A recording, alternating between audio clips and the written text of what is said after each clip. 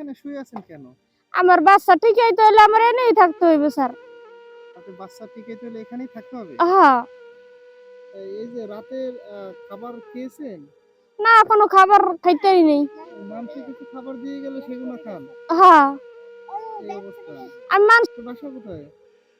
বাসা হয়েছে যাইয়া আর বাসা বাবার বাড়ি হয়েছে যাইয়া রাঙ্গাবালি। আর আপনার বাসা? আমার বাসা হয়েছে যাইয়া ওপার। তা আপনি রোডে থাকেন?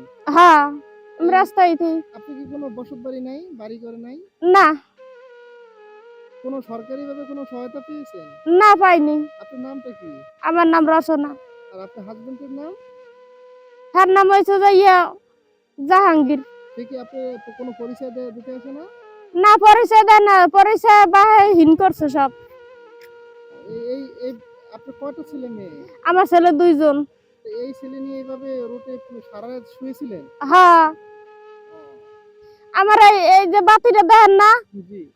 এই বাতিটার পশারেই আমি থাই। এতে আপনার কোনো কষ্ট হইতে আছে না সারা রাতে? না কষ্ট হয় না, আমার কেউ ডিস্টার্ব করে না তো এখানে। অভ্যাস হয়ে গেছেন এভাবে থাকার জন্য। তো আপনি কি যদি সরকার যদি কোনো ঘর-টর দেয় সেখানে কি আপনি যাবেন? হ্যাঁ যামু। না সেখানে যেয়ে আবার চলে আসবেন? না যামু থাকমু। কোনো আশ্রয়ণ প্রকল্প কোথায় আপনি কোনো ঘর পান নাই? না। আপনি কি আইডি কার্ড আছে? হ্যাঁ আছে।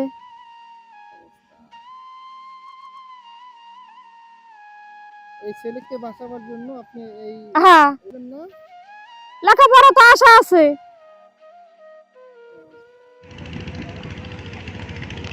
দর্শক, আমরা সকালবেলা তাকে দেখেছি তার অবস্থান, সে আসলে কি অবস্থানে আছে।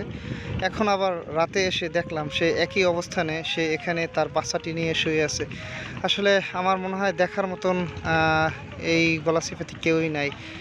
প্রশাসনের দৃষ্টি আকর্ষণ করছি উনি যাতে ভালো একটি জায়গায় যেতে পারে, তার জন্য বাস স্থান ব্যবস্থা করা হয়, সেই প্রশাসনের দৃষ্টি আকর্ষণ করছি।